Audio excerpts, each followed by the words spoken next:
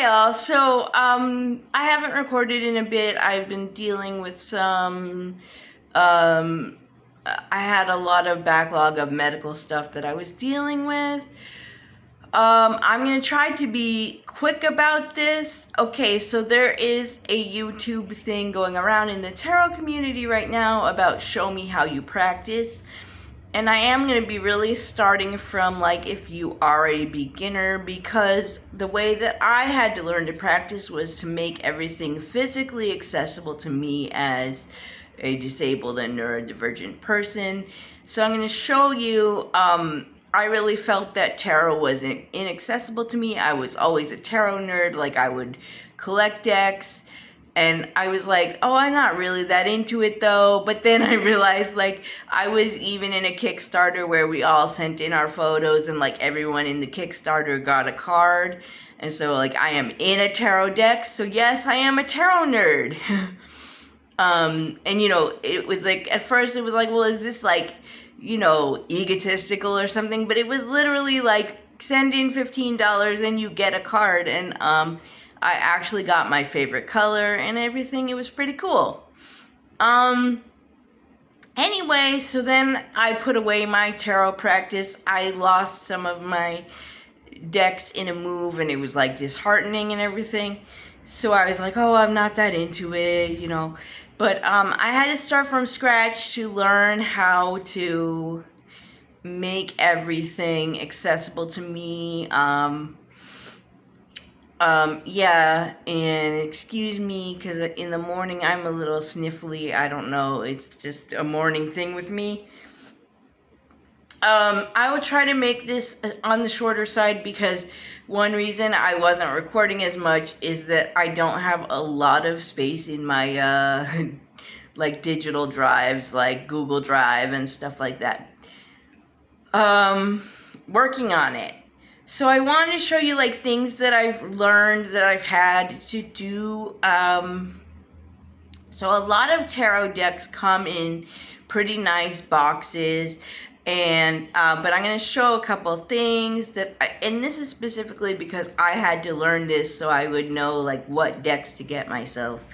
But see, I wanted to learn, first of all, I want to learn like every system. I'm reading a lot of books. I want to learn to read like pretty much everything. And a lot of people started out with reading playing cards. So these are regular playing card boxes. There's two because I haven't actually unwrapped this cellophane. And basically this is called a clamshell box. Now, I partly haven't unwrapped these because clamshell boxes are really inaccessible to me.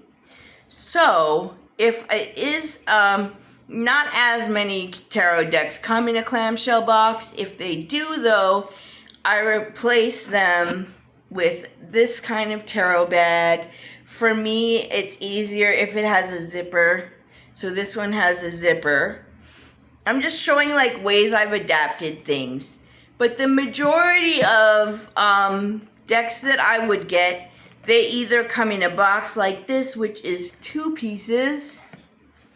Everybody, well, a lot of people have seen this, but I just want to like demonstrate it's 2 pieces, so it's easier for me personally. And then also, actually, I was going to demonstrate a magnetic clasp, but some of them are like this shape and then they have a magnetic clasp, but this is actually the same kind of box, but it's a sleeve, so it comes in and out like this. Not that easy for me, but a lot of them have a magnetic clasp instead, so they would be about that size. And I had to learn all of this by trial and error. For the ones that did come in a tuck box, okay, so the playing card ones are called a tuck box, and then the tuck box is the one like really not easy for me to get the cards back in the box. It's like a project if I have to get them back in the box. So I would go get like one of the kind of like clamshell magnetic clasp ones, but I don't have one right here right now. and it would mess up my video, so apologies. But another thing you can do if you want to see like the magnetic clasp kind of box, a lot of them are shown in, if you go on YouTube and you look for a flip through, people know how to find this if you're already reading this tag, because I'm going to tag this with, show me how you practice. But this is, my channel is really for how to adapt things for accessibility, so people might not know any of these things. But on YouTube, I was recommending Eclectic Tarot, the website. But honestly, flip throughs are faster. You can look for flip through in any tarot deck name, and most of them are on YouTube. And sometimes you can see the box. And I will say, I figured out that Llewellyn has a lot of the magnetic clasp boxes. They are on the bigger side because they also include like a big book, and there are smaller. Oh wait, I have one. Hold on. So this is a pocket deck. It may not look like it's really a smaller deck, but it is a pocket deck, and I will just show you. So the way this opens, it is a magnetic clasp. Like this side, I want to like show properly. Hold on a second. You see this side is magnetic, so you close it like this and it clasps to the side of the box. So I'll try to show that again. And this is on the smaller side, so it's a much smaller magnetic clasp, so it doesn't take up as much room as some of the Llewellyn boxes do. So I'm starting there because that's where I had to start. I was like at first like, oh, tarot isn't for me. I don't think I'll ever be able to make that accessible. And then I was like, I will start teaching how to make it accessible, because I met other people who felt similar and they were bummed. They wanted to know, how do I do tarot if it's hard to shuffle? So I will demonstrate another thing. Again, this is right here. So actually I'm really excited that I have this, kind of rare MJ Cullinan deck of all of her affirmations, and I haven't been through every single affirmation yet because it's 96 cards. So here we go, opening a 2-part box, and I will just show like with some of the cards, since it's 96 cards. In this case, a lot of times the cards have one singular back. Like every card has the same back, but in the case of this very cool deck, the basic affirmation is on this side, and then like a longer explanation of the affirmation is on this side. So it's a very cool deck because it has many things on it. So I'm gonna just show very quickly, as I can.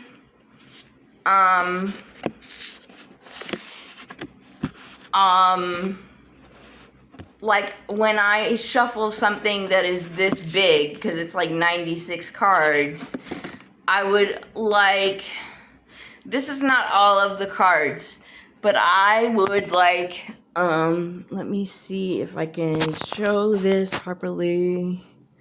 No, I can't turn, okay, I cannot turn the camera, so hold on just a second. You're just going to have to imagine this part. I'm sorry about that. I'm not the most adept at filming yet. But anyway, I lay out. So what people would say, like in the tarot community, is that you fan out the cards. Like to pick cards from a deck. This deck is literally 96 cards. So it is a lot of affirmations, friends. That's a lot larger than most Oracle decks and stuff. So what I would do to shuffle or pick from a deck as big as this, partly because of accessibility, I would fan out the cards and pick, and I pick by feeling heat in my hand. I've done that since I was a teenager, because at first I really couldn't shuffle. Now I can shuffle hand over hand, I can cut the deck, I can do that kind of stuff. I am disabled and I cannot riffle shuffle. So I have always, like, if it's really, I really need to pick like the perfect cards, I do fan out the deck and I pick by heat in my hand. Over like the hottest area of the deck, I stop and then like I pick the hottest card, and that's how I do it. And I'm saying all this because people, I do think there is a lot of, neurodivergency out there in the world, and not everyone is talking about making this stuff like accessible if you already feel like physically intimidated by a deck of cards. And so that's why I wanted to focus on that in my channel. I've been like going on a whole journey of the whole year of 2024. I've been studying tarot. I've been studying on video. I've been reading books, print books, and audio books. For me personally, one author that resonates like really deeply is Rachel Pollack, who, recently passed away, but has like a huge, made like just a huge impact on the tarot community. And I will come back to this because there's more I could say about this, but I wanted to show like the way I practice has to be accessible. And that's not really the topic of that many different channels. So it's what I focus on, and not out of like poor me or anything. It's not poor me. I'm having a great time learning this stuff and teaching it so that other people are not like intimidated and thinking like, oh, tarot isn't for me. Like, I really feel like I did a different video where I showed like large print, and I believe there are also Braille tarot cards. I don't own Braille tarot cards, but I'm pretty sure they exist. But also like large cards for like if you have low vision, they do exist. I did a different video on that. Right now I can't go get my cards. They are in a different room, like under some other things. But they exist, and there are a few different options for large print cards. So anyway, the way I practice is accessibly, and I'm learning like both fast and slow at the same time, because I watch tarot readings where I feel like the people teach about the cards really well. And I also watch video tarot classes that are out there. And I also read books in print and audio and ebooks. Basically, for this whole year, this is what I'm doing in all of my spare time. And so, and